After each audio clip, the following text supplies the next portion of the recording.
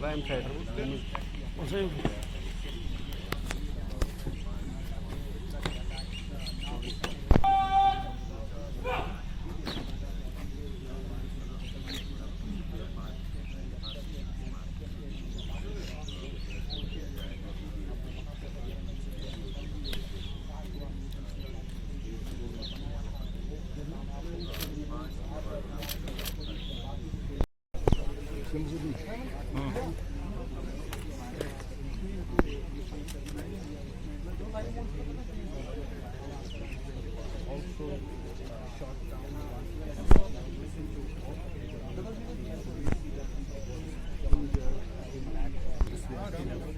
Taking casualties. 5 of their men were killed in that attack.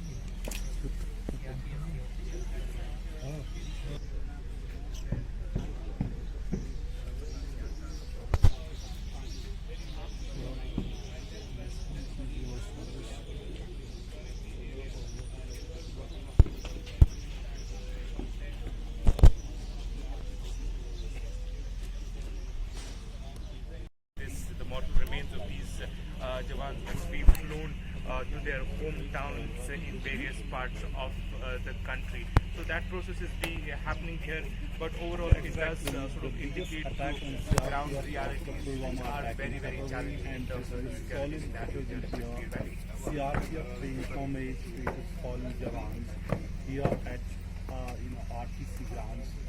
CRPF camp in Hama on the border of Srinagar. Here, CRPF Anantnag, militants who are apparently motorcycle-borne victims. Their job is to having fire. Yesterday after the attack, we did hear about this group called Al-Umar.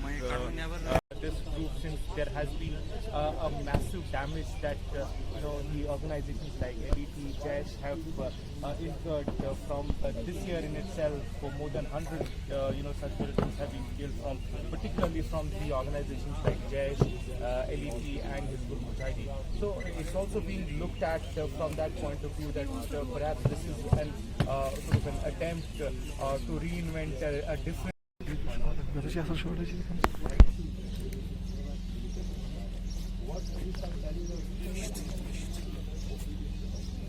Their work is, very versatile. They know what they have to do and they've been doing it for a long time.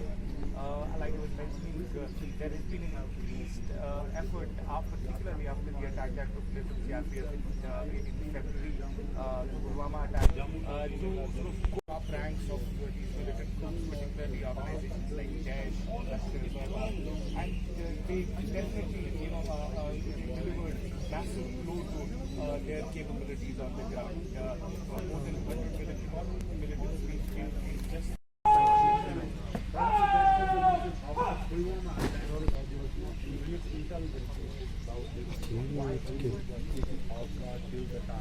a suicide bomber struck here.